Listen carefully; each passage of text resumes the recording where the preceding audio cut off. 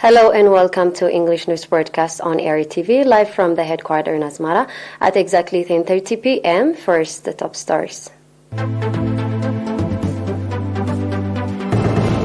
Activity Assessment Meeting of the National Confederation of Eritrean Workers Executive Committee. Call was made for implementation program of PFDJ. China reopens borders to tourists after 3 years of COVID closure. M23 rebels pull out of key Congolese army base.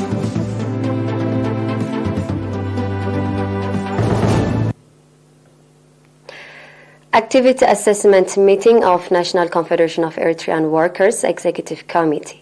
The Executive Committee of the National Confederation of Eritrean Workers conducted Activity Assessment Meeting of 2022 and Plan of Action for 2023. At the meeting conducted from 4th to 6th January, the Executive Committee reviewed the activities implemented by all organs of the Workers' Confederation, including labor relations, foreign relations, various training programs provided at the Massawa Training Center with a view to develop the capacity of workers, public relations, as well as administration of finance. According to the report presented at the meeting in 2022, commendable training programs have been organized and the training centers have been established in Barantu and Karen. The Executive Committee also discussed on the importance of developing relations with various national and global organizations and professional associations, as well as for the sustainability of vocational and administrative training programs. Mr. Kibrab Kidane, Deputy General Secretary of the National Confederation, said that organizing training programs to youth workers is one of the priority tasks of the National Confederation for 2023 and called for enforced participation of the partners for the successful implementation of the program.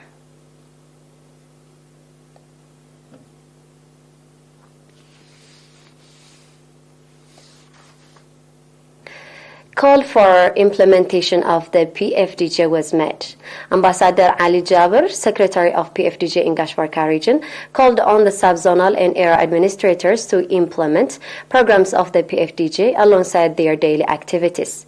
Ambassador Ali made the call at the Activity Assessment Meeting of 2022 conducted on 5th January in Barantu.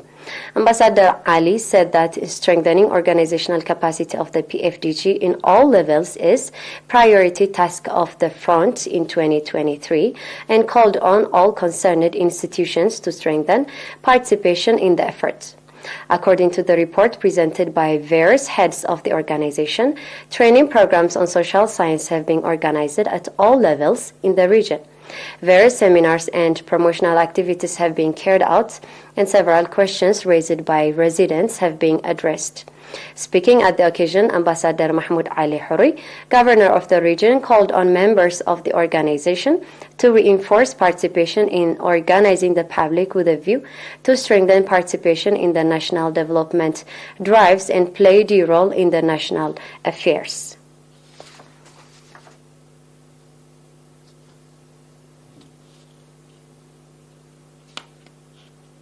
International news follows after a short break. Stay tuned.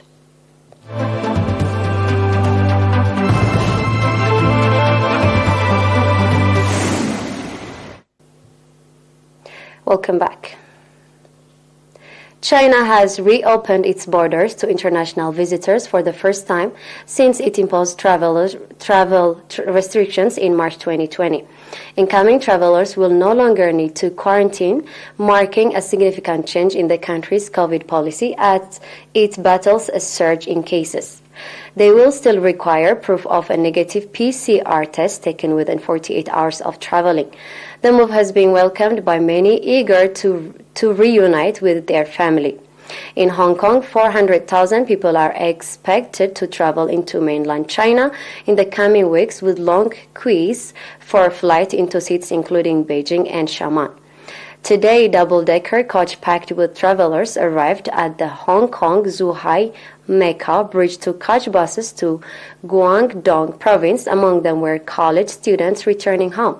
Travelers told the BBC that they hadn't seen their family in about 5 years and couldn't hold back their excitement, having just bought a ticket back to China.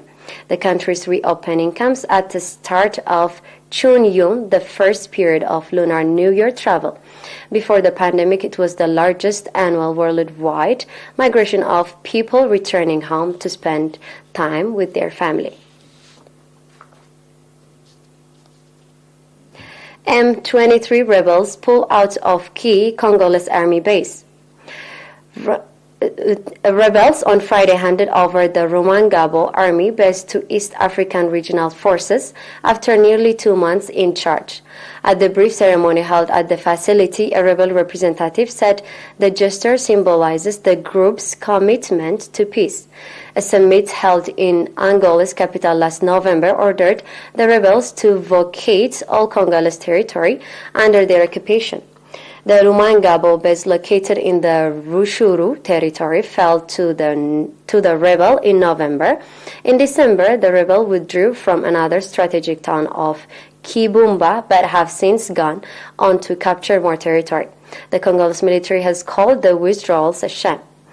The M23's resurgence has caricatured relations between the Democratic Republic of Congo and its smaller Central African neighbor Rwanda, which Kinshasa accuses of backing the rebels. The United States, several European countries, as well as United Nations experts agree that Rwanda is assisting the M23.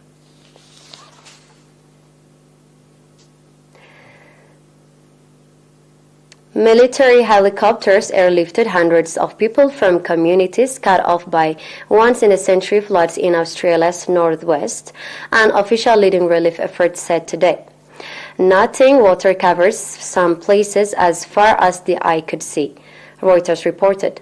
The crisis in a Kimberley, a sparsely populated area in Western Australia, stated about the size of California, was sparked last week by severe weather system ERi, a former tropical cyclone that brought heavy rain.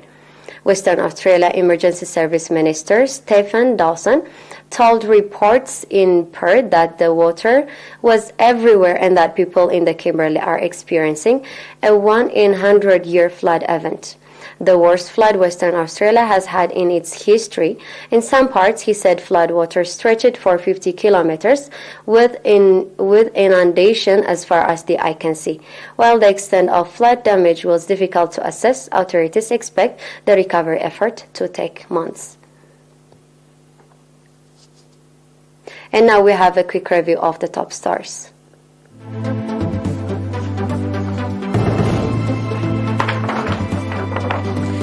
Activity Assessment Meeting of the National Corporation of Eritrean Workers Executive Committee.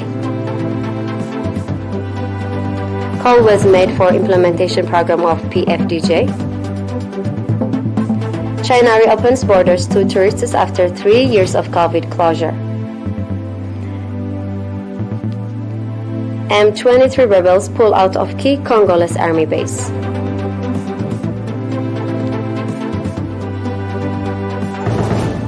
It was Miss Alim Burhana with the news for tonight. Thank you for being with us.